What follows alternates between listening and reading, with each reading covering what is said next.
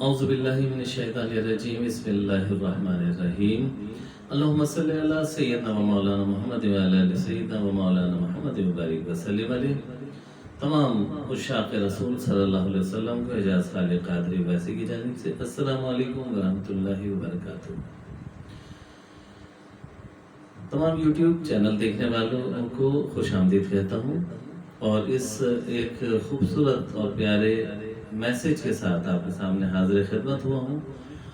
کہ اللہ رب العزت اچھی باتیں پسند فرماتا ہے، ایک دوسرے کو اچھی باتیں ضرور پہنچانا چاہیے تاکہ لوگوں کی اصلاح کا ذریعہ بنے۔ اللہ رب العزت سے دعا کرتے ہیں کہ اللہ رب العزت اپنے پیارے محبوب آقا علیہ السلام کے صدقے ہماری اچھی باتیں ایک دوسرے کو پہنچانا اپنی بارگاہ میں شرف قبولیت عطا فرمائے اور اسے ہمارے لیے نجات کا ذریعہ بنا دے، آمین بجاہ نبی الامین۔ ایک خوبصورت اور ایک اچھے موضوع کے ساتھ، کیونکہ میری کوشش ہوتی ہے کہ معاشرے کی وہ تمام چیزیں بھی آپ کے سامنے گوش گزار کروں، اور ایسے اچھوتے موضوعات جس پہ عموماً لوگوں کی توجہ نہیں جاتی اور یہ معاشرے کی بھی توجہ نہیں جاتی ہے، حقیقت بھی یہی ہے۔ اگر آپ دیکھیں گے تو آپ اپنے آس پاس میں بے شمار ایسی چیزیں دیکھیں گے کہ جب کوئی نشاندہی کرتا ہے تو آپ کو تب اس بات کا آپ کو خیال آتا ہے، اس سے پہلے آپ کی توجہ جاتی ہی نہیں ہے، آپ سوچ ہی نہیں پاتے کہ یار ایسا ہوگا۔ تو حقیقت یہ ہے کہ سوشل میڈیا کے ذریعے سے ہمارے واٹس ایپ گروپ میں بے شمار ایسی پوسٹس آتی ہیں جس کو دیکھ کر سمجھ کر مجھے بڑا اچھا لگتا ہے، میں اسے پورا پڑھتا بھی ہوں، اس پہ کوشش کرتا ہوں، میری ظاہر میری شعور میں بیداری ہوتی ہے اور میری کوشش ہوتی ہے کہ اس باتوں کو اپنے لب و لہجے میں آگے تک پہنچا دوں۔ اس سے کام آسان بھی ہو جاتا ہے کہ ظاہر ایک اچھا موضوع بھی میسر آتا ہے، اور ظاہر ہے یہ دنیا اسباب ہے، مطلب ہمارے لیے اللہ تعالیٰ نے عالم اسباب بنایا ہے اس دنیا کو، اور یقیناً اسی طریقے سے ایک دوسرے کی اصلاح ہوتی ہے اور سبب بنتے ہیں اور لوگوں کی اصلاح کا ذریعہ بنتی ہیں باتیں، اور کسی نہ کسی کا بھلا بھی ہوتا ہے اس میں، کیوں نہیں ہوگا۔ خیر خواہی کے ساتھ جو بھی کام کیا جائے اس میں بھلا ہوتا ہے۔ تو موضوع کی طرف آتے ہیں، اور موضوع کہ جو قوم اپنے علماء کا خون چوسے وہ کیسے رحمت خداوندی کی مستحق ہو سکتی ہے۔ بڑا عجیب سا موضوع ہے یہ، اگر غور کریں گے تو واقعتاً یہ عجیب سا موضوع ہے۔ جو قوم اپنے علماء کا خون چوسے وہ کیسے رحمت خداوندی کی مستحق ہو سکتی ہے۔ ایک مسجد میں جانا ہوا، ماشاءاللہ ہر طرف تعمیری کام چل رہا تھا، کہیں سنگ مرمر بچھایا جا رہا تھا، کہیں ٹائلیں لگائی جا رہی تھی، کہیں بجلی فٹنگ، کہیں ریپیئرنگ وغیرہ۔ معلوم کرنے میں پتہ چلا کہ تقریباً 20 لاکھ روپے کی لگ چکے ہیں، اور اندازے کے مطابق اتنے ہی اور لگ جائیں گے۔ تعجب اس کام پر نہیں ہو رہا تھا، بلکہ تعجب کی اصل وجہ یہ تھی کہ مسجد بنی بنائی پہلے ہی سے موجود تھی، بس نمازیوں کی سہولت اور اس سے بھی زیادہ خوش نمائی کے جذبے سے یہ کام کیا جا رہا تھا۔ اگلے ہی لمحے امام مسجد سے ملاقات ہوئی، میں نے ان سے ان کی تنخواہ معلوم کی، اس امید پر کہ ایسی جگہ 20,000 سے کم تنخواہ کیا ہوگی جس مسجد میں 50 لاکھ روپیہ خوش نمائی پر لگایا جا سکتا ہو۔ اس امید پر تو وہاں اتنی تنخواہ کوئی مشکل نہیں تھی، لیکن میری حیرت کی انتہا نہ رہی کہ جس وقت امام صاحب نے جواب دیا 5,000 تنخواہ ملتی ہے، اور ستم بالائے ستم وہ بھی وقت پر نہیں ملتی، میں سوچ میں پڑ گیا کہ 2016 میں اتنے کا تو متولی کے گھر کا دودھ ہی آ جاتا ہوگا، اور ایک امام کی ضروریات زندگی، گھی، تیل، آٹا، سبزی، گوشت، بجلی بل، پانی کا بل، بچوں کی اسکول فیس، گیس کا سلنڈر، چائے، ناشتہ، دوا، مہمان وغیرہ، سفر کے اخراجات، نئے کپڑے، سردی گرمی کی ضروریات وغیرہ وغیرہ، ان سب کاموں کے لیے 5,000، انا للہ و انا الیہ راجعون۔ یہ ہماری پورے معاشرے کا المیہ ہے تو غور کیجئے گا، جو میں بات مجھے اچھی لگی کہ ظاہر ہے ایک بڑا پیارا انداز اپنایا ہے اور معاشرے کی اتنی زبردست غلط کام کی نشاندہی کی گئی ہے کہ ہماری توجہ اس پہ نہیں جاتی. سوچئے گا ضرور. انتہائی افسوس کے ساتھ سارے جذبات کو دل میں محسوس کر کے واپس ہوا. پھر اپنے ایک اہم مشفق باخودہ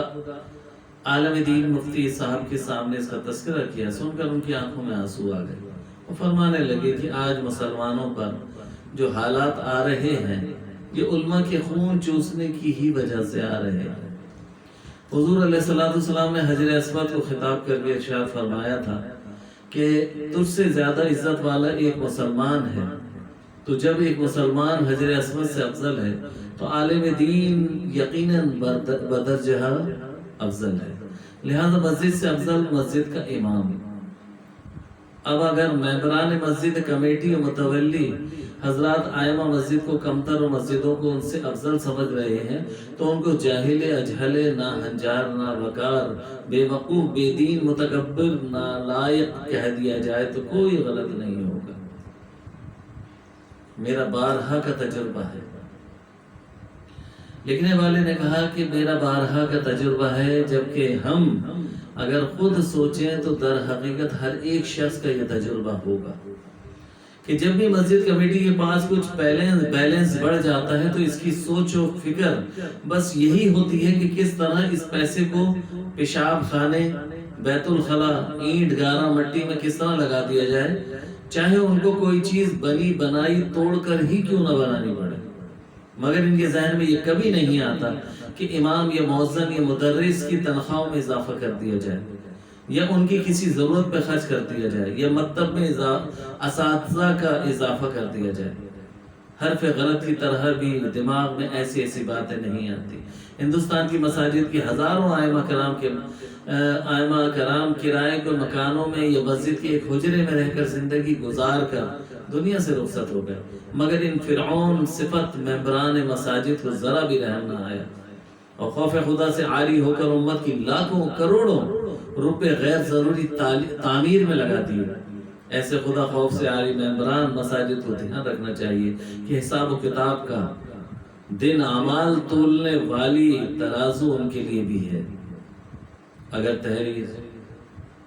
اس نے بڑی پیارے انداز میں کہا ہے، اگر تحریر اچھی لگے تو ضرور شیئر کیجیے گا تاکہ کسی کو تو اس کی ہدایت ملے. آمین. ہمیشہ کہتا ہوں اور یقیناً اصلاحی انداز اپناتا ہوں کہ کسی طریقے سے اللہ کے واسطے، رسول کے واسطے،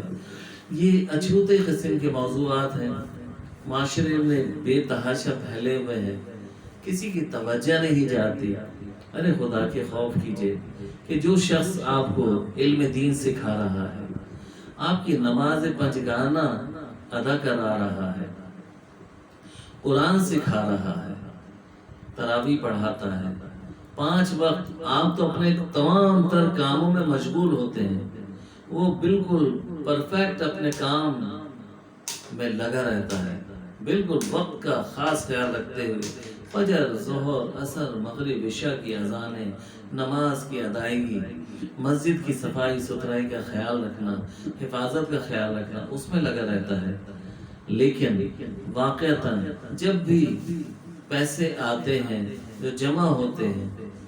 تو ہمیشہ اس بات کا خیال رکھا جاتا ہے کہ ٹائلز بدل دیے جائیں، سنگ مرمر پہ کام ہو جائے، تزئین و آرائش پہ کام ہو جائے. لیکن کبھی اس بات کا خیال نہیں آتا کہ یہ جو شخص ہے جو یہاں کی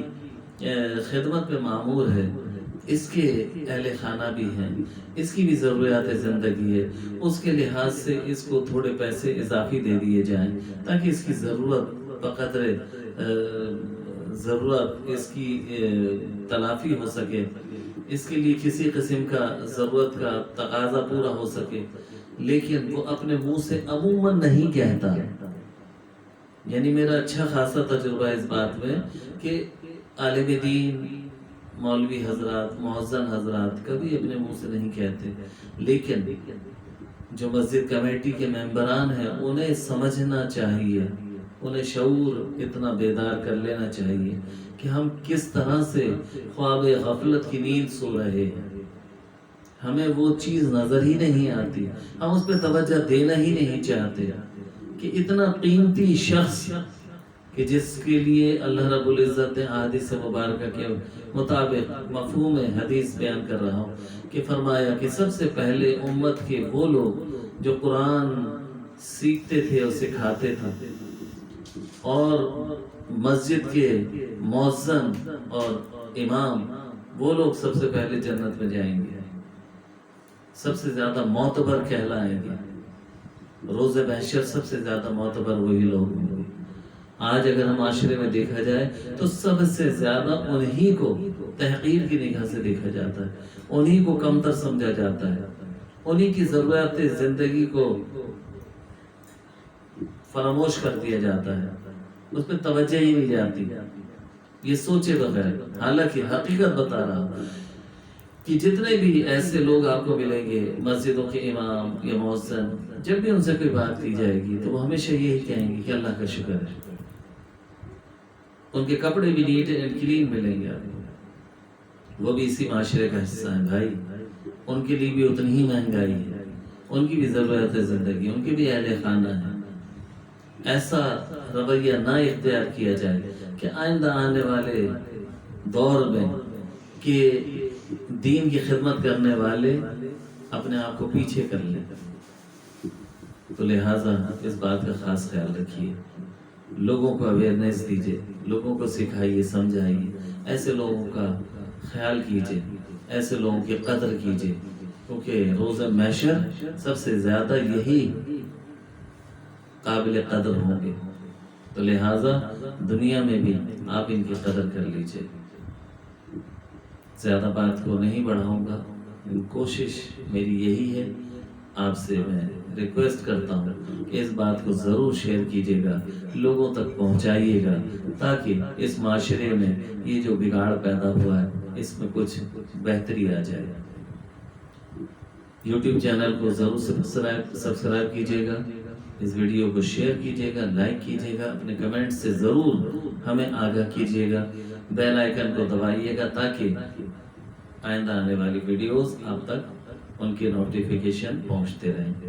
وآخر دعوانا ان الحمدللہ رب العالمین۔ السلام علیکم ورحمۃ اللہ وبرکاتہ۔